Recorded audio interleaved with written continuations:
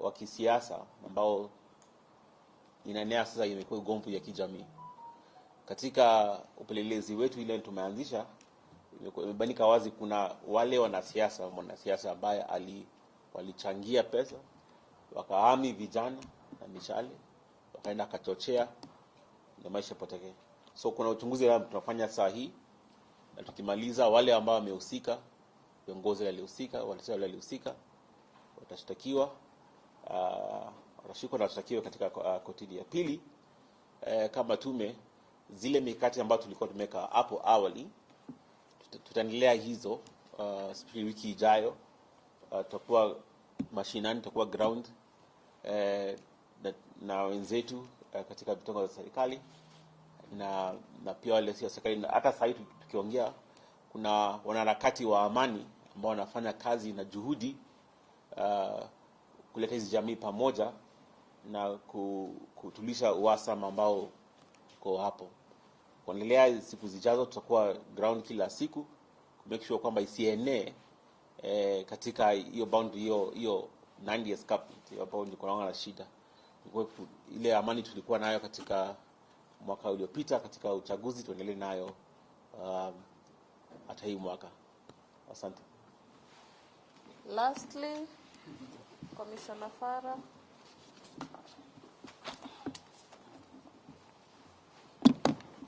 Asante sana naibu mwenyekiti.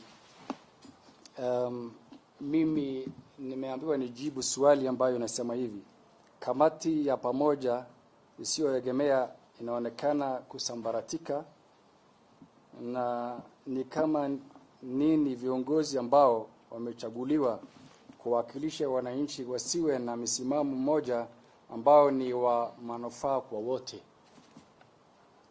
Kama unajuavyo, I answer in English.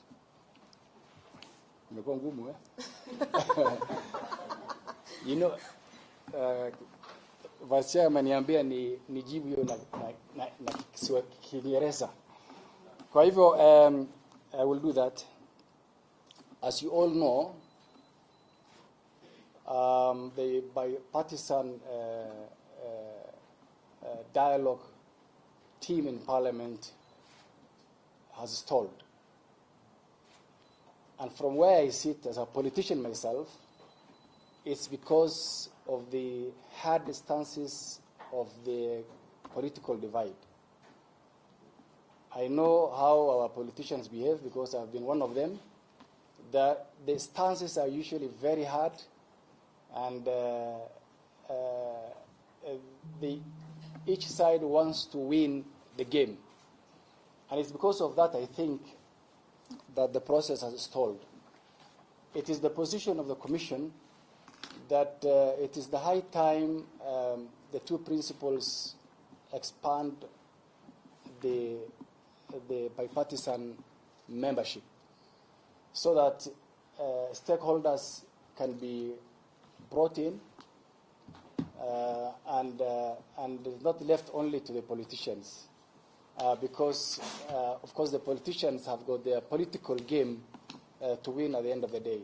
So we advise that we bring other stakeholders to come and sober up the process.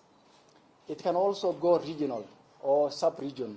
It can go to the East Africa Community membership to come and join the bipartisan talks that we started in Parliament. So it is for us as Kenyans to make sure that that process of dialogue is taken to its rightful conclusion. Thank you very much, Chair.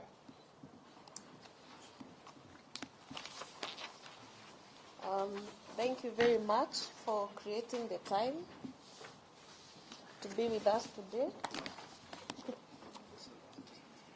Yeah, thank you for being with us today.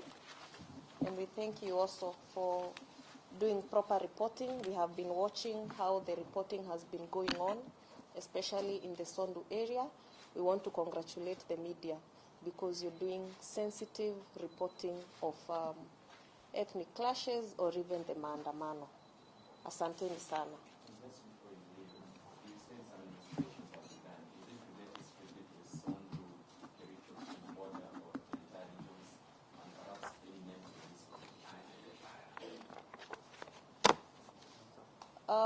Yes, investigations have begun.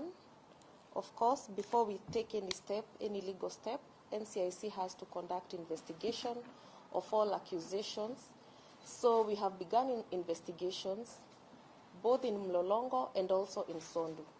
As we speak, we have our team of DCI officers who are on the ground, especially in Sondu, to investigate these issues. We have had reports that the current, skirmishes that are ongoing are as a result of incitement by politicians and some leaders. We will not be able to mention who at this time, but the investigations are ongoing, and by next week we should be able to have brought the culprits to book. Thank you very much.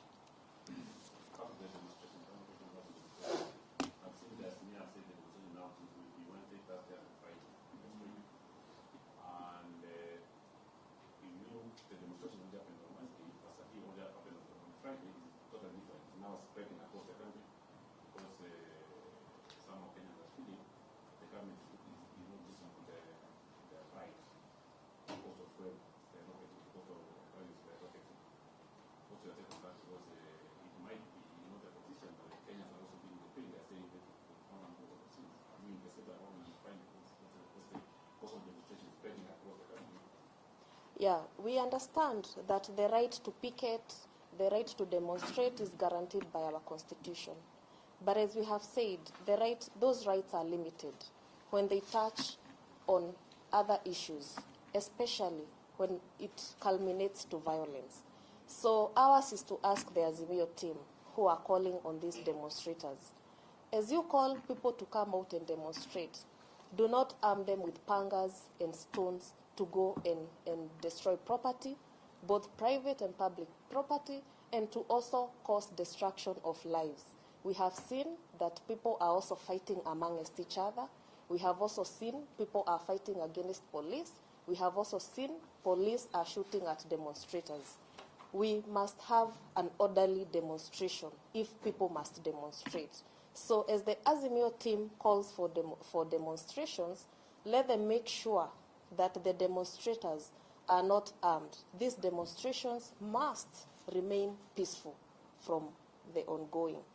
And we also do not believe that demonstrations can be sustainable for a nation. That is why we have said that we need to revert back to the bipartisan talks to first sit down and agree on some issues instead of going to the streets. Indeed, violence cannot solve any challenge that we face as a nation.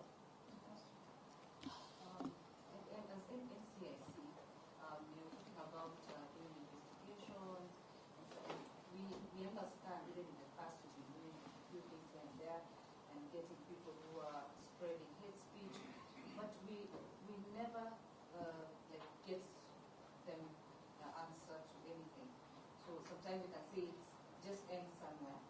So what is it that is the problem? Is it that you do not have powers as NCIC to actually take these people head on? Because yes, you give us names, somebody was summoned by NCIC, and then after some time just dies like that. So maybe that is the reason why people don't actually quote unquote take you seriously, because they feel like there's nothing much you can do with them anyway. That's why they continue. Yeah, thank you very much for that question. The work of NCIC is not to only take people to court because of violence. Our work is also to sit with communities and talk to them and lead mediation teams to assist communities to live peacefully and cohesively together. We note that there are those politicians who incite people to violence, who spew hate speech, and all those things. There are many things and many actions that we have taken against many of them. But you must remember, the work of NCIC cannot be completed by NCIC alone. We rely on investigations from the DCI. We rely on the DPP to do the charging of these culprits in court, and the courts to finalize with their cases. So we have very many cases before court. But as you know, cases in Kenya take a long time. We have proposed that hate speech cases, incitement to violence cases, take at least 1 year. but that is yet to happen. So that can only be addressed by the many institutions that are supposed to prosecute and to ensure that these culprits face the law. Thank you very much, and have a good day.